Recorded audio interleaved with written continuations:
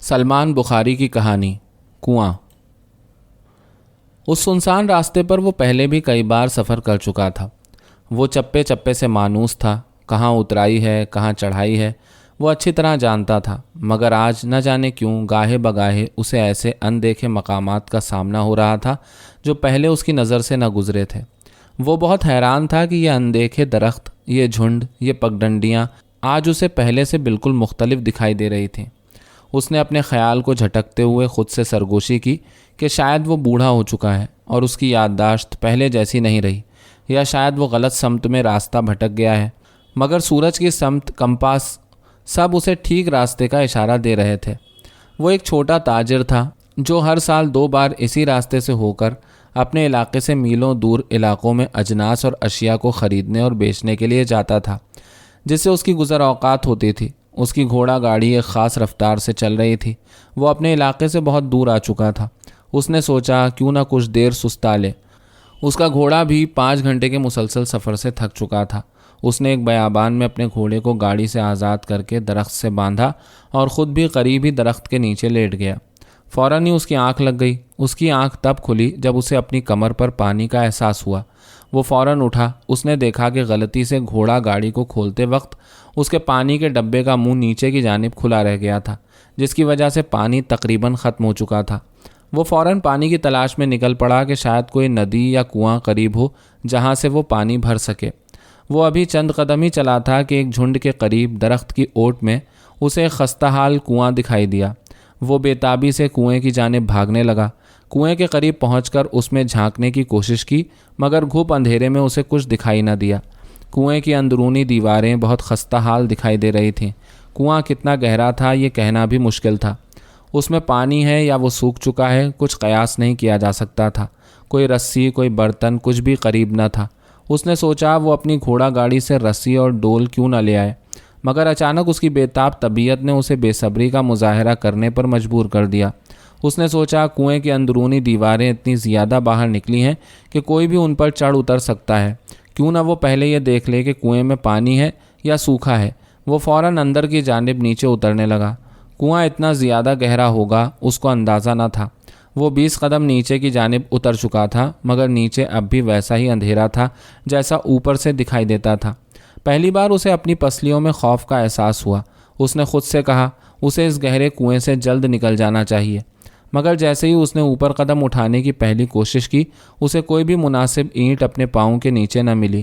بادل ناخواستہ اس نے اور نیچے جانے کا عجیب فیصلہ کیا اور تیزی سے نیچے جانے لگا۔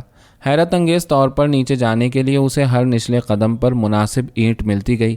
اس نے سوچا شاید اس کا وہم ہو، جب وہ نیچے جائے تو کنویں کی دوسری جانب اوپر جانے کے لیے مناسب اینٹیں ہوں۔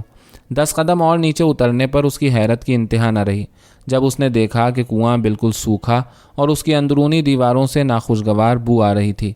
وہ بہت پشیمان ہوا۔ اس نے فوراً اوپر جانے کا فیصلہ کیا، مگر اس کی سب کوششیں بے سود ثابت ہوئیں۔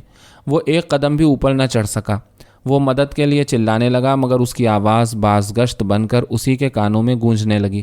وہ پھوٹ پھوٹ کر رونے لگا۔ کنویں کی بو اسے بے حد ناگوار لگ رہی تھی۔ کنویں کی دیواروں میں سے کہیں کہیں ٹپ ٹپ پانی رس رہا تھا۔ اس نے غنیمت جانا اور اس سوراخ پر اپنے سوکھے ہونٹ پیوست کر دیے اور زور زور سے پانی کو چوسنے لگا۔ اسے باہر کی دنیا یاد آنے لگی، پرفضا مقامات، پہاڑ، ندی، نالے، اس کا گھوڑا، اس کا گھر، اس کے بیوی بچے سب اسے یاد آنے لگے۔ اس کے پاس اب کوئی راستہ نہ بچا تھا کہ وہ ایک اور کوشش کرے۔ اس نے جیسے ہی اوپر کی طرف اٹھنے کے لیے قدم بڑھایا، اس کا پاؤں پھسل گیا اور وہ نیچے کی جانب اوندھے منہ گرا۔ اس کی یہ کوشش بھی ناکام ہوئی اور وہ پھر منہ کے بل نیچے گر پڑا اور بے ہوش ہو گیا۔ جب اس کی آنکھ کھلی تو وہ بہت حیران ہوا۔ کنویں کی تہہ پر ایک لکڑی کی میز موجود تھی جس پر کھانے کا کچھ سامان اور پانی کا برتن پڑا تھا۔ وہ فوراً ان چیزوں پر ٹوٹ پڑا۔ کھانا کھاتے ہی اسے کنویں کی بو پہلی بار بہتر محسوس ہوئی۔ وہ گہری نیند سو گیا۔ نہ جانے کتنے گھنٹے بعد اس کی آنکھ کھلی۔ اس نے میز پر ایک بھالا، سیمنٹ کی بوری، ماچس اور موم بتی کو پڑے ہوئے دیکھا۔ اسے اپنی آنکھوں پر یقین نہیں آ رہا تھا۔ یہ سب چیزیں یہاں کون، کیسے اور کیوں رکھ دیتا ہے؟ اس نے مدد کے لیے پھر آواز بلند کی۔ تھک کر وہ مختلف سمتوں میں سوچنے لگا۔ اس نے سوچا ضرور اس کنویں کی تہہ کے گرد کہیں کوئی دروازہ ہے جہاں سے کوئی داخل ہوتا ہے اور اس کی ضرورت کی اشیاء یہاں رکھ جاتا ہے۔ وہ گول دائرے میں انگلیوں سے کنویں کی دیوار اس غرض سے ٹٹولنے لگا کہ شاید وہ دروازے کا سوراخ پا جائے، مگر اس کا وہ سب عمل بے سود رہا۔ اس نے سیمنٹ اور پانی کا آمیزہ بنا کر کنویں کی اندرونی گول دیوار کے اپنے قد کے برابر حصے پر بھالے سے ان جگہوں پر پلاسٹر کرنا شروع کیا جو بہت خستہ حال تھے۔ وہ بہت دیر تک اس کام میں مگن رہا۔ آخر موم بتی سے اس نے ان تمام جگہوں کو ایک ایک کر کے دیکھا جہاں اس نے پلاسٹر کیا تھا۔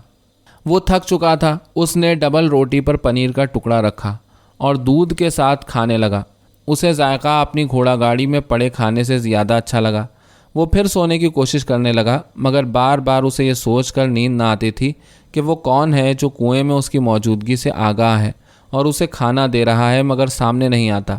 انہی خیالوں میں نہ جانے کس پہر اسے نیند آ گئی اور وہ گہری نیند سو گیا۔ جب اس کی آنکھ کھلی تو اس کے برابر میں کئی قسم کے پھل، گرم بستر، گلدان جس میں تازہ پھول سجے تھے، ایک برش اور روغن کا کنستر پڑا دکھائی دیا۔ وہ اپنی جگہ سے اچھل کر کھڑا ہو گیا اور گھور گھور کر سب چیزوں کو دیکھنے لگا۔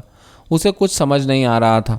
اس نے ان خوش ذائقہ پھلوں کو کھایا اور دل ہی دل میں اس نادیدہ شخص کا شکریہ ادا کیا جس کی بدولت اسے اس کنویں میں بھی زندہ رہنے کے لیے خوراک اور پانی مل رہا تھا۔ اس نے برش کو روغن سے تر کیا اور کنویں کی اندرونی دیوار کو گول دائرے میں رنگنے میں مصروف ہو گیا۔ اسے کنواں اندر سے رنگنے کے بعد بہت کشادہ لگنے لگا۔ اس نے اپنے بستر کو ایک طرف طریقے سے بچھایا اور اس پر تھک کر بیٹھ گیا۔ وہ پسینے سے شرابور تھا، اس لیے تھک کر سو گیا۔ بہت دن سے وہ اپنے فضلے کو زمین میں دبا رہا تھا۔ اسے یہ کرنے میں کوفت ہوتی تھی۔ اس نے خواب میں دیکھا جس جگہ وہ فضلہ دبا رہا تھا وہاں سے ایک سیڑھی نما درخت بلند ہو رہا تھا جس پر چڑھ کر وہ باہر نکل رہا ہے۔ اس کی آنکھ کھل جاتی ہے۔ کیا دیکھتا ہے کہ ایک مورتی اس کے برابر پڑی ہے۔ وہ بہت حیران ہوتا ہے، مورتی کو اٹھاتا ہے اور اسے ایک ابھرے ہوئے پتھر پر رکھ دیتا ہے۔ وہ مسلسل پتھر کی مورتی کی آنکھوں میں ٹکٹکی باندھے دیکھتا ہے۔ اسے لگتا ہے مورتی بھی اسے دیکھ رہی ہے۔ وہ اس سے بات کرنے کی کوشش کرتا ہے مگر مورتی صرف اسے دیکھتی ہے۔ وہ اس مورتی کو عقیدت کی نظر سے دیکھتا ہے۔ اسے لگتا ہے شاید یہ مورتی اس کی کچھ مدد کر سکے۔ اسی طرح کنویں میں اس کے کچھ اور دن گزر جاتے ہیں۔ اسے روزمرہ کی اشیاء، خوراک اور پانی ہر روز ملتا ہے۔ وہ ہر روز کنویں کو اور خوبصورت بناتا ہے، اس کی دیواروں پر نقش و نگار بناتا ہے اور روز مورتی سے دل کی باتیں کرتا ہے۔ کچھ ہی دن میں باہر کی دنیا کی سب باتیں اس کے دل و دماغ سے نکل جاتی ہیں۔ اسے یہ کنواں ہی کائنات اور دنیا لگنے لگتا ہے جس میں وہ اپنے شب و روز خوشی خوشی گزارنے لگتا ہے۔ مورتی اس کے لیے خدا کے منصب پر فائز ہو جاتی ہے اور وہ اس کی عبادت میں کوئی کسر نہیں چھوڑتا۔ ایک دن خواب میں وہ پھر سیڑھی کی طرز کا درخت دیکھتا ہے۔ اب کی بار اس کی آنکھ نہیں کھلتی۔ وہ اس درخت پر چڑھ کر کنویں سے باہر نکلنے کی کوشش کرتا ہے مگر جوں ہی وہ کنویں سے باہر نکلتا ہے اس کی آنکھ کھل جاتی ہے۔ وہ پسینے میں شرابور خواب سے جاگتا ہے، فوراً مورتی کو سجدہ کرتا ہے اور اپنے ڈراؤنے خواب کا تذکرہ کرتا ہے۔ مورتی صرف اس کی آنکھوں میں دیکھتی ہے۔ وہ سجدے سے اٹھتا ہے تو اپنے پیچھے وہی خواب والا درخت دیکھتا ہے۔ وہ ڈر جاتا ہے مگر ہمت کر کے اوپر چڑھنے کی کوشش کرتا ہے۔ وہ اوپر اور زیادہ اوپر چڑھتا ہے حتیٰ کہ کنویں سے باہر نکل آتا ہے۔ اسے اپنے دائیں بائیں، آگے پیچھے، قطار در قطار پھیلے ایک ہی جیسے اور کنویں نظر آتے ہیں۔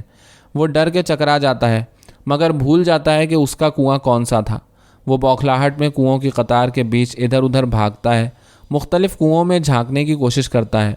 مختلف کنووں میں مختلف انسان اسے مختلف طرح کی عبادات کرتے نظر آتے ہیں۔ وہ اپنے کنویں کی تلاش میں مارا کنووں کے اس جنگل میں بھاگتا ہے حتیٰ کہ اسے اپنے کنویں کا پتہ چل جاتا ہے۔